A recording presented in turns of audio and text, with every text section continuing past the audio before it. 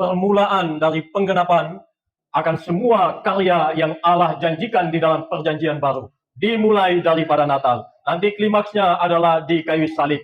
Tetapi sekali lagi, Natal harus dimaknai lebih daripada sekedar kita melakukan perayaannya setiap tahun.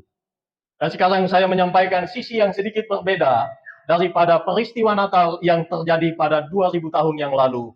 Ini pertama diberi beritanya kepada Maria. Setelah itu Tuhan datang melalui malaikatnya, disampaikan juga kepada Yusuf.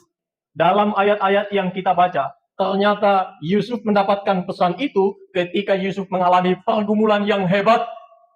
Dia tidak sedang menikmati momen-momen seperti saya dan saudara ada di sini. Dia tidak sedang bersuka cita atas kehamilan daripada istrinya Maria. Ayat-ayat yang kita baca di dalam pasal 1 Injil Matius sudah dikatakan kepada kita, Yusuf mendengar bahwa Maria hamil. Sekarang pertanyaannya, siapa yang menghamili pasangannya? Karena dia sadar, dia belum menyentuh, dia belum tidur dengan pasangannya Maria. Tapi sekarang faktanya, Maria hamil. Saudara, bisakah berpikir demikian secara rasional, bahwa ketika pasangan kita hamil, tapi bukan kita yang melakukannya, apa yang kita pikir? Bukankah kita berpikir, oh pasangan saya sudah bermain serong, siapa yang tidur dengan dia? Siapa yang membuat ini terjadi? Mengapa dia mengkhianati saya? Itu yang dialami oleh Yusuf. Sampai pada akhirnya, dia memutuskan untuk menceraikan pasangannya Maria. Diam-diam memang tentunya dikatakan begitu. Tetapi di sini sakit, di sini berkecamuk. Karena dia tahu pasangannya sudah hamil dan bukan dia yang menjadi pelakunya. Coba saudara pikir, hari ini kita menikmati momen Natal seperti ini. Tapi Yusuf pernah dalam satu titik kehidupannya, dia dibawa pada satu pergumulan yang begitu berkecamuk dari hidupnya.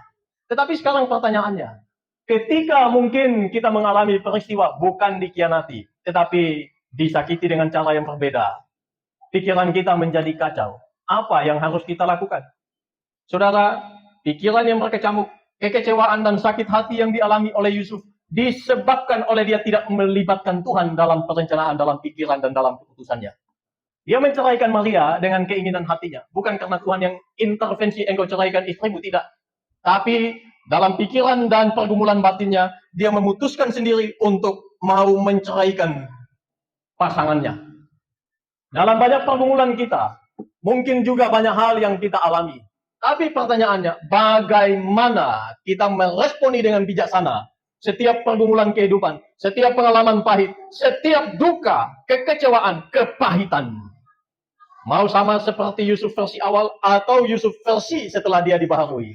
Itu sebab saya mengkhotbahkan firman Tuhan pada kesempatan baik ini dengan tema kasih yang memulihkan.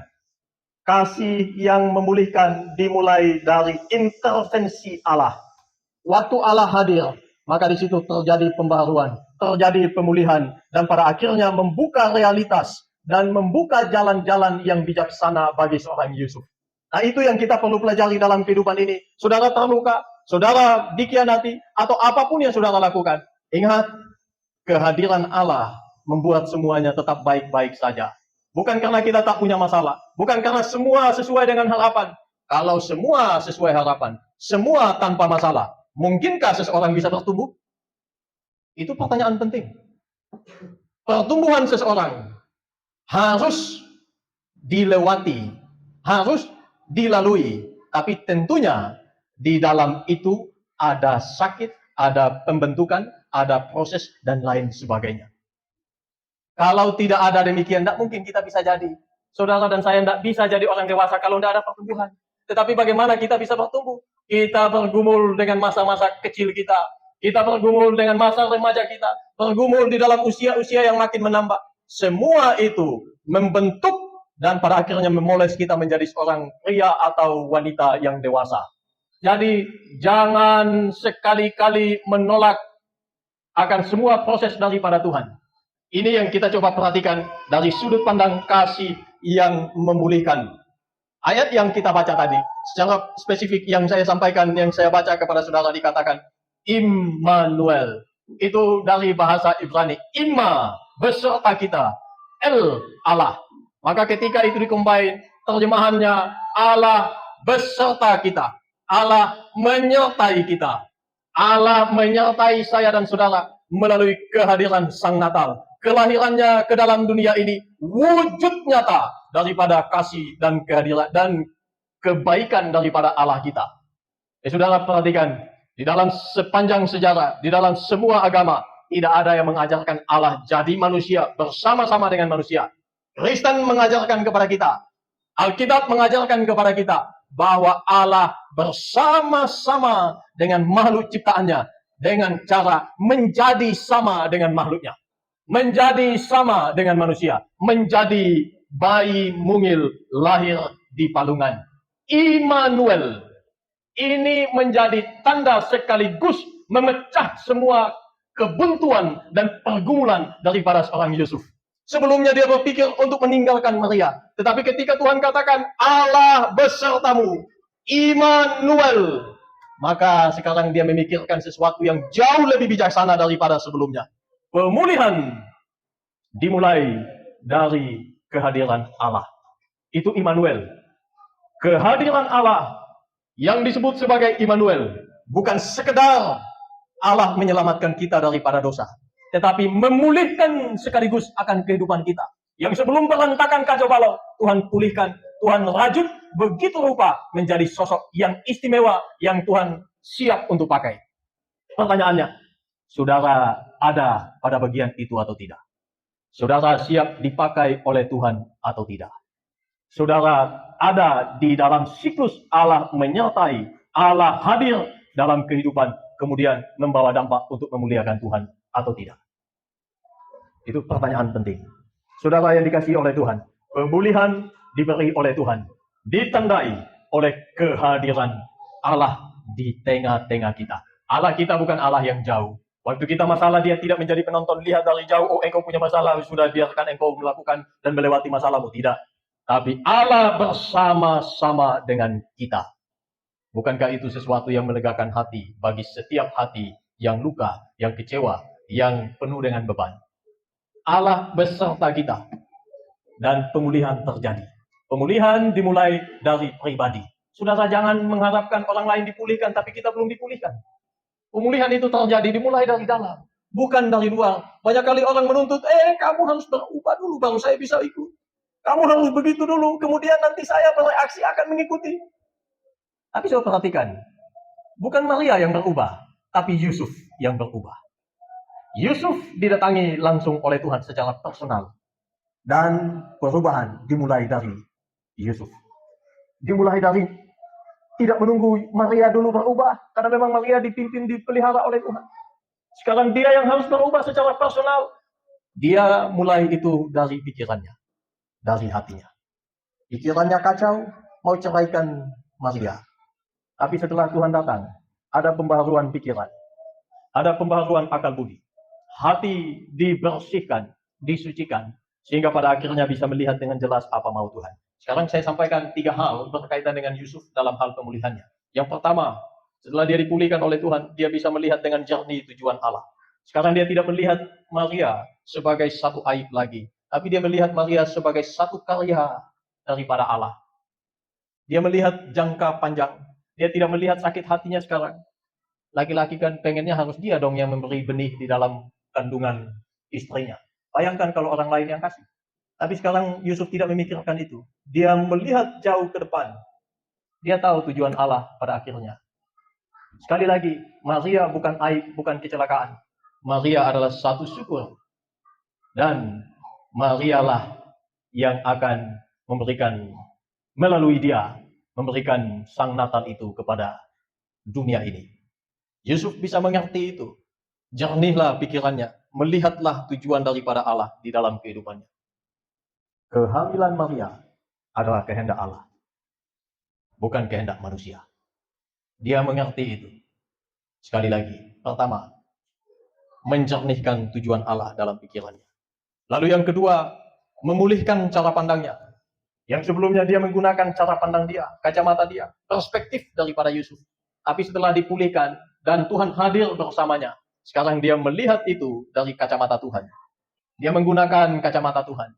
Dia menggunakan perspektif dan cara pikir Allah. Saudara, manusia hari ini sulit untuk menggunakan cara pandang Allah. Sulit untuk menggunakan cara pikir daripada Tuhan. Manusia mempunyai jalannya sendiri. Dia berpikir pengennya sesuka hatinya. Tetapi saudara perhatikan, Yusuf dipimpin oleh Tuhan. Di dalam pemulihan yang terjadi, sekarang dia menggunakan perspektif Allah, melihat setiap peristiwa yang terjadi padanya. Itu penting untuk kita.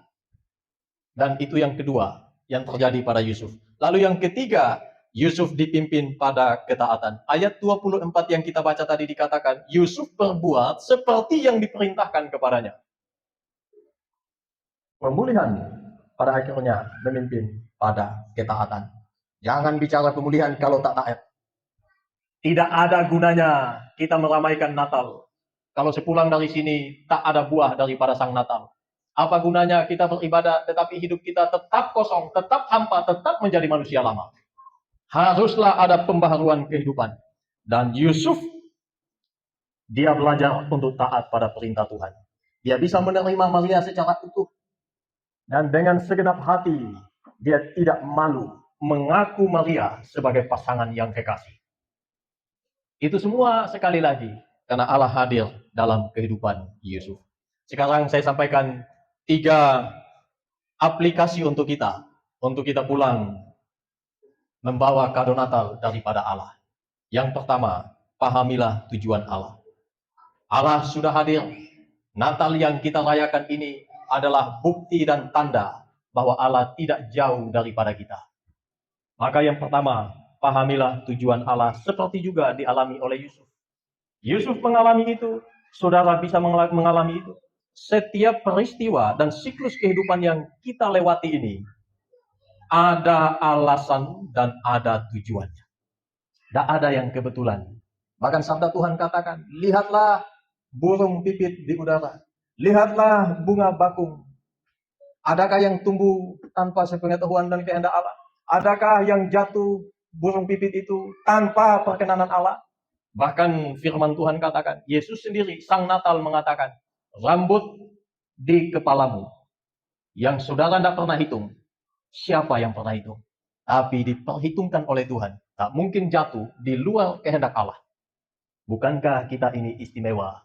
Tapi jangan salah gunakan keistimewaan itu. Oh, saya istimewa, lalu kalau begitu saya suka-suka melakukan kehidupan yang Tuhan percayakan. Bukan. Orang yang begini tidak mengerti makna istimewa. Orang yang istimewa pasti akan berperilaku sesuai dengan keistimewaannya. Itu poinnya. Orang yang tidak mengerti, tidak paham dengan yang begitu, dia pikir hidupnya suka-suka dia. Orang begini hanya merasa istimewa, tapi faktanya tidak begitu. Maka sekali lagi, pahamilah tujuan Allah dalam hidup saudara masing-masing. Roma 8:28 mengatakan kepada kita, kita tahu sekarang, Tuhan turut bekerja dalam segala sesuatu. Bukan sesuatu yang baik saja, bahkan yang kita pikir tidak baik untuk kita. Allah bekerja di dalamnya. Tapi jangan cari masalah. Kita pukul orang masuk penjara, bahwa itu bukan kehendak Tuhan. Tapi kalau kita masuk penjara karena nama Tuhan, nikmatilah prosesnya. Bersyukurlah atasnya. Tapi persoalannya, berapa banyak orang punya kasus istimewa, orang Kristen punya kasus karena nama Tuhan. Kebanyakan secara survei, orang Kristen punya kasus, lalu ditahan di penjara, kasusnya macam-macam.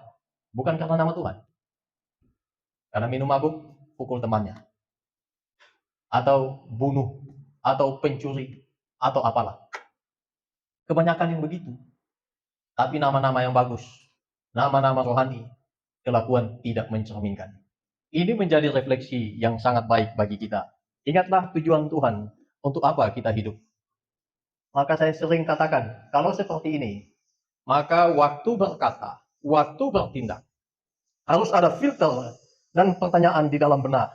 Apakah yang kita lakukan ini memuliakan Tuhan atau tidak? Jangan-jangan kita mencela namanya. Jangan-jangan. Tapi mari kita pikir, sekali lagi, pahamilah tujuan Tuhan bagi kehidupan masing-masing. Lalu yang kedua, pakailah cara pandang Allah Mungkin kita jatuh bangun, kita gagal, kita tersakiti, kita terluka, kita kecewa dan mengalami kepahitan. Tapi sekarang saudara pakai cara pandang Allah. Mengapa saya diizinkan Tuhan untuk melewati proses yang menyakitkan ini? Saya kasih ilustrasi bagus. Ada beberapa, tapi saya kasih satu aja.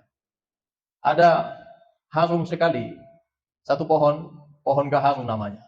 Tapi keharumannya tidak akan muncul ketika pohon itu tidak ditusuk, tidak dibakar. Dia tidak akan menghasilkan keharuman. Harumnya baru muncul ketika pohon itu ditusuk, dibor, kemudian dilukai, lalu dibiarkan dia sembuh sendiri. Lama-lama akan memunculkan aroma yang begitu harum daripada pohon itu. Dan banyak orang memakai pohon yang seperti itu, yang sudah jadi menghasilkan harum itu, untuk buat parfum dan lain sebagainya. Begitu harum, begitu harum. Saudara, kalau mau jadi harum, maka lewatilah setiap proses dan siklus kehidupan yang Tuhan inginkan, tanpa banyak mengeluh. Mungkin kita bergumul, tapi ingat, pergumulan itu menghabiskan energi kita. Apalagi komplain-komplain yang tidak berguna, itu membuang energi, tenaga kita. Tapi coba kita memakai itu untuk melihat cara pandang Tuhan dalam setiap peristiwa kehidupan. Ini yang saya katakan, pakailah cara pandang Allah. Dan ingat, di dalam seluruh kehidupan yang kita lewati, Allah bersama-sama dengan kita. Immanuel. Itu poin yang kedua. Yang ketiga, tetaplah taat dan setia. Bukan karena saudara punya mau tercapai. Bukan karena semua baik-baik saja. Kalau semua baik-baik saja, gampang untuk mewujudkan ketaatan. Tapi ketaatan itu akan menjadi mahal ketika semua tidak sedang baik. Ketika semua yang kita lewati ini penuh dengan luka, penuh dengan duri, dan penuh dengan batu. Harga sebuah ketaatan tetap dituntut di situ. Tapi itu mahal. Ingat, Yesus bukan hanya lahir, bukan. Tapi perjalanannya panjang, sampai mati di kayu salib. Gereja abad-abad awal tidak merayakan hari Natal. Mereka merayakan Paskah, kematian dan kebangkitan Tuhan. Hari ini kita merayakan Natal, it's okay, tidak apa-apa. Tetapi ingat, Natal adalah awal untuk sampai pada puncak kematiannya di kayu salib. Dan yang dia minta daripada kita, Kristus Tuhan kita minta daripada kita, taat setia. Aduh, susah Pak, susah. Tuhan tidak suruh kita mati di kayu salib. Kalau itu yang Tuhan minta, siapa yang bisa? Hamba Tuhan sekaliber apapun tidak bisa untuk menanggung segala hukuman di atas kayu salib. Tapi Tuhan telah menyelesaikan itu. Dan penyelesaian itu pada akhirnya berimplikasi kepada kita. Taat setia. Sampai mati. Sampai Tuhan panggil. Ingat, taat setia. Itulah refleksi Natal. Saya ulang 3 hal penting ini. Yang pertama, pahami tujuan Allah bagi hidup saudara masing-masing. Tujuan Tuhan bagi saya beda, bagi saudara beda. Tapi temukanlah apa tujuan Tuhan bagi. Yang kedua, pakailah cara pandang Tuhan. Untuk melihat apa saja, pakai kacamata Tuhan. Dengan menggunakan itu, kita lebih wise, lebih bijaksana, lebih tahu apa yang harus kita lakukan. Dan kita tahu keputusan yang terbaik yang harus kita ambil di dalam setiap keputusan dan tindakan-tindakan kita. Pakai cara pandang Allah. Yang ketiga, muara daripada semua yang kita dengar hari ini, taat, setia. Itu yang Allah kehendaki. Itulah refleksi Natal yang sesungguhnya. Yesus datang ke dunia menjadi bayi mungil untuk membawa kita pada ketaatan yang dikehendakinya. Pada kesetiaan yang tanpa syarat kepadanya. Bukan untuk selamat, tapi karena kita sudah beroleh selamat. Itu 2 hal yang berbeda. Orang taat untuk selamat berbeda dengan orang taat karena selamat. Orang taat untuk selamat pasti tidak akan selamat. Tapi orang taat karena selamat, dia sudah menggenggam keselamatan itu di dalam Tuhan. Bukan di dalam kita. Karena Tuhan. Nah, kalau seperti ini adanya, saya tutup. Apapun yang saudara pikir, apapun yang saudara lakukan, apapun yang saudara perkatakan, semua itu harus terrefleksi mempermuliakan Allah. Soli Deo Gloria. Itu pesan Natal. Tuhan berkati.